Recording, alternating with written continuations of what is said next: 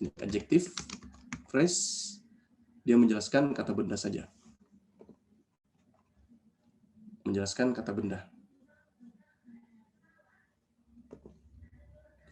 Nah, kalau adverbial phrase, contoh kita bikin dulu yang adjective phrase ini biar bisa, misalnya very, ya ini ya, very easy test. Ya, jadi noun, nah kemudian ini adalah ini adjective, kemudian ini adverb of degree.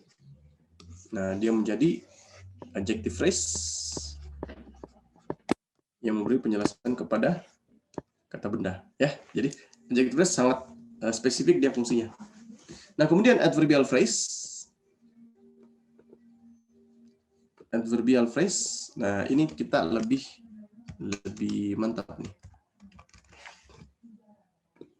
Fungsinya itu sama seperti fungsi adverb ya. Nah, kita sudah pernah belajar bahwa fungsi adverb itu yang pertama menjelaskan apa? Kata kerja. Ya, kata kerja. Jadi verb. Jadi misalnya kita bikin sebuah kalimat di sini. Contoh Ihsan plays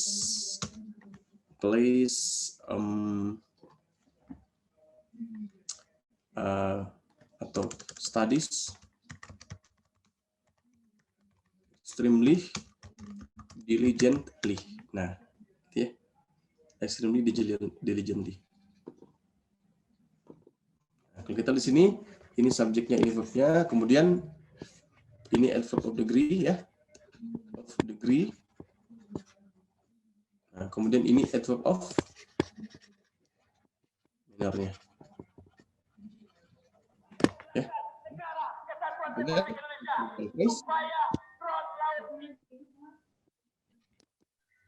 Memberi penjelasan kepada pekerja. Ya.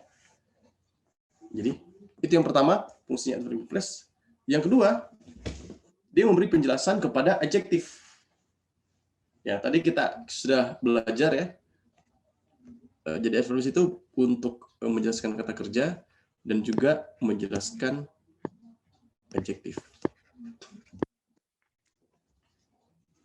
Yang tadi kita sudah lihat yang adjektif ini.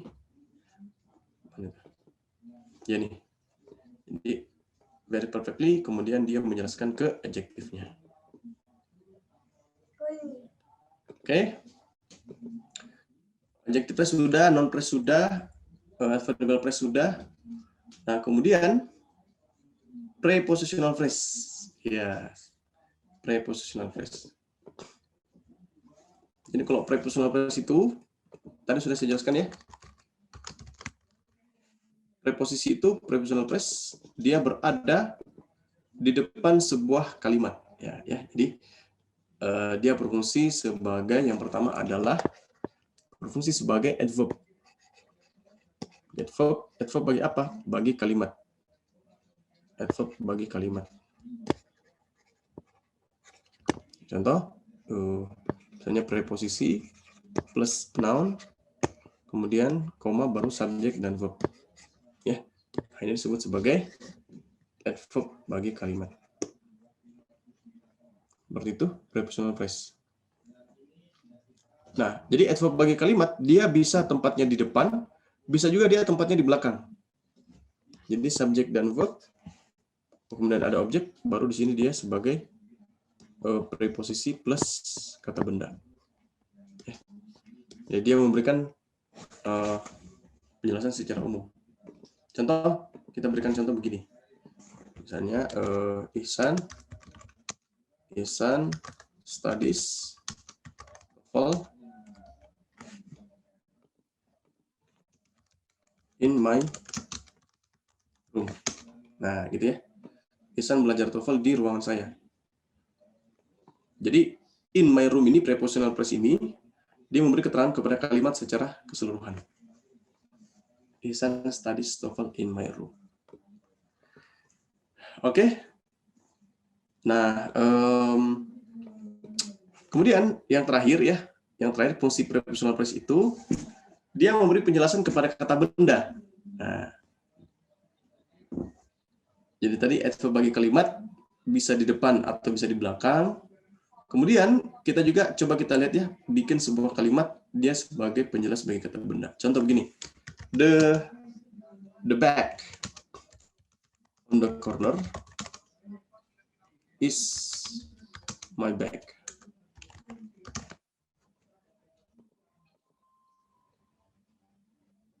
Nah, ya. The bag on the corner is my bag. Jadi dia si on the corner ini dia memberi penjelasan kepada kata benda bag ini.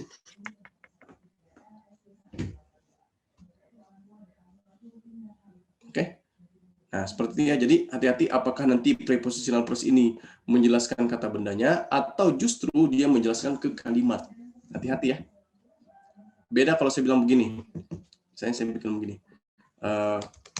I find a bag on the corner.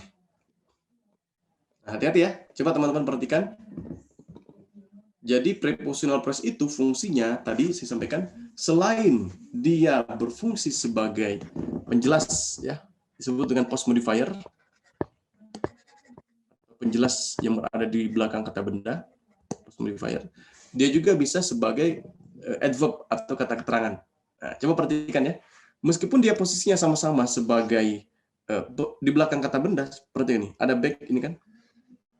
Nah, tapi si on the corner ini, prepositional phrase ini, dia tidak menjelaskan ke bag itu kan, tapi dia memberi penjelasan kepada find-nya. Nah, ya. Jadi perhatikan. Jadi kuncinya adalah bagaimana cara membedakan antara prepositional phrase sebagai penjelas atau sebagai post modifier dengan prepositional phrase sebagai adverb. Sebagai adverb. Fungsinya sebagai adverb. Nah, lihat saja, kalau dia memberi penjelasan keterangan kepada kata kerjanya atau kalimatnya secara keseluruhan, maka dia berfungsi sebagai adverb. Ya. Kalau dia memberi penjelasan kepada kata bendanya langsung, maka dia sebagai post modifier atau biasa disebut juga dengan adjective atau modifier. Oke. Kemudian terakhir, kalau to infinitive itu sama ya. To infinitive itu sama dengan prepositional phrase. Dia juga bisa sebagai adverb, juga bisa sebagai post modifier. Sama fungsinya dan posisinya juga sama. Nah, makanya saya tidak menjelaskan lagi. Yang terakhir adalah gerund phrase. Oke. Nah, gerund phrase itu fungsinya atau ya fungsinya sama dengan noun phrase ya.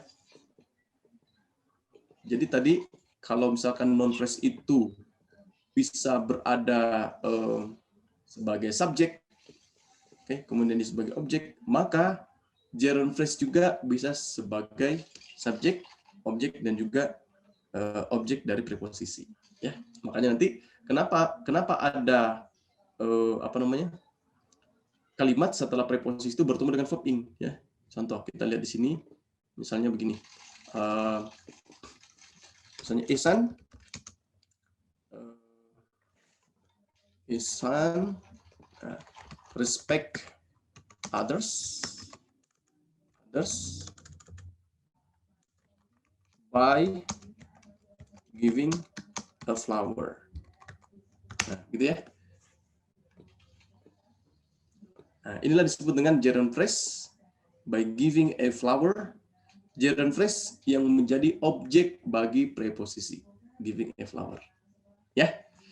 Nah, insya Allah, alhamdulillah, kalau teman-teman sudah paham bahwa oh ternyata ing di sini sebagai gerund phrase atau ing di situ sebagai modifier bagi kata benda, maka nanti kita akan masuk di ilmu level 3 ya.